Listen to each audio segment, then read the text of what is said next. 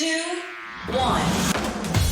7 things you probably didn't know you need to know. I'm Jamie East, and this is the Standout 7. Hello and welcome to the weekend edition of the Smart 7. We've got the biggest, best and strangest stories of the week for you in the next 7 minutes. Remember, if you're listening to us on Spotify as part of your daily drive playlist, you can just hit the follow button to get regular Smart 7 updates, with a new episode each weekday at 7 a.m.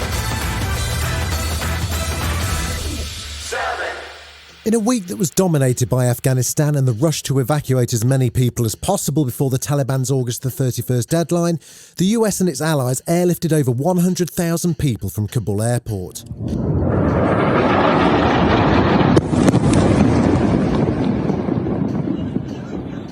Then on Thursday evening, an attack from ISIS group ISK saw bomb blasts just outside the airport gates leave over 100 dead and many more injured, including US troops.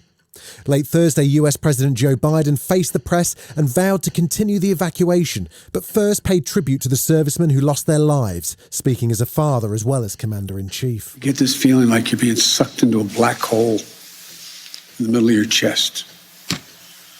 There's no way out. My heart aches for you. When it came to ISIS-K, he didn't mince his words, saying he knew who was responsible and that he'd grant whatever forces his military commanders require. We will hunt you down and make you pay. Becoming somewhat emotional and reiterating that the buck stops with him, he ended with a message to all citizens stuck in Afghanistan, saying it was time to end this 20-year war. We will find them and we will get them out.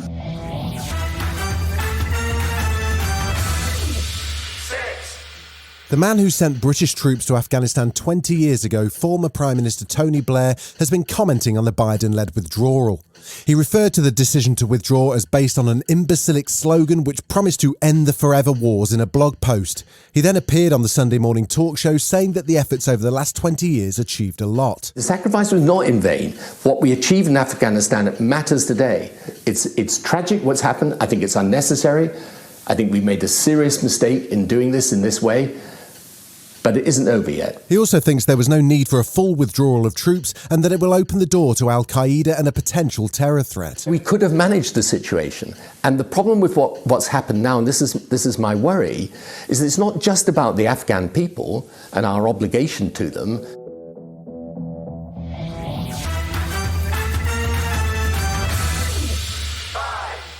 One of the key planks of anti-vaccine propaganda was removed yesterday as the FDA officially approved the Pfizer vaccine. Anti-vaxxers are fond of calling the COVID vaccine a clinical trial, despite the fact that it's had one of the largest and safest vaccine rollouts in history. Acting FDA Commissioner Janet Woodcock. The public can be confident that this vaccine meets the FDA's gold standards for safety, effectiveness, and manufacturing quality. And as soon as it was authorised, Joe Biden called for those who've been hesitating to get the shot. It's also expected now that it's FDA approved that both public and private organisations will now require mandatory vaccination. If you're one of the millions of Americans who said that they will not get the shot until it has full and final approval of the FDA, the moment you've been waiting for is here. It's time for you to go get your vaccination and get it today. Today.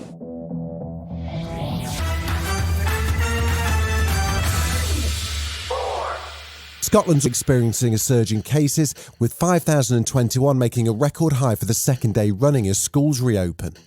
Meanwhile, analysis from the Zoe COVID study suggests that protection from 2 doses of the Pfizer or AstraZeneca vaccine begins to wane within 6 months, which means that a booster programme of third jabs may be essential.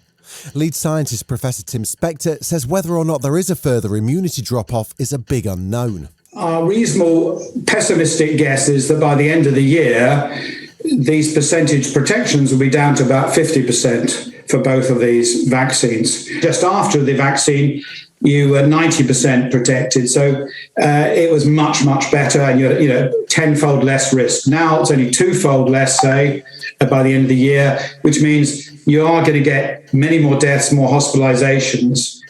Still to come on the Standout 7, tributes to the Rolling Stones' Charlie Watts and the Nirvana baby Wants a Word. Right after this. You're listening to the Smart 7. If you're enjoying it, you might also like the Smart 7 Ireland edition. Just search and follow us on your favourite podcast platform.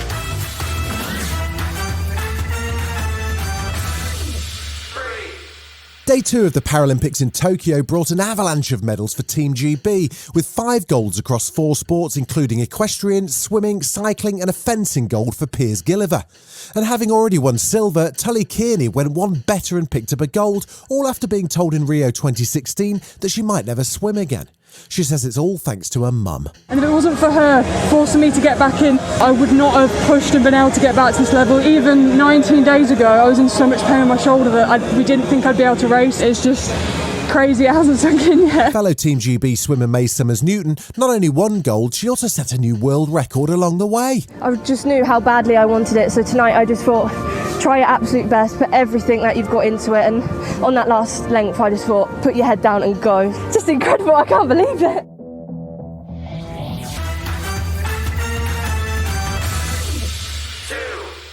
It's one of the defining images of the 90s, the naked baby floating in a pool reaching out for a dollar bill. But now that baby's all grown up and he's reaching out for a lot more than $1 bill. The star of Nirvana's Nevermind album, Spencer Eldon, has launched a lawsuit against the living members of Nirvana and Kurt Cobain's estate, alleging sexual exploitation and claiming they never had permission to use his baby picture.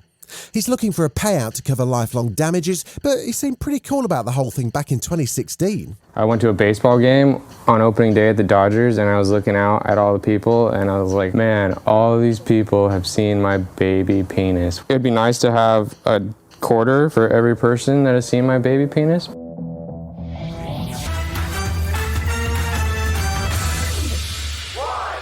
There was really sad news on Tuesday as one of rock and roll's greatest drummers, Charlie Watts of the Rolling Stones, died aged 80 in a hospital in London. He joined the band in 1963 and his distinctive drumming style was part of their huge success, which spanned almost 60 years and saw them hailed as one of the world's greatest ever rock bands.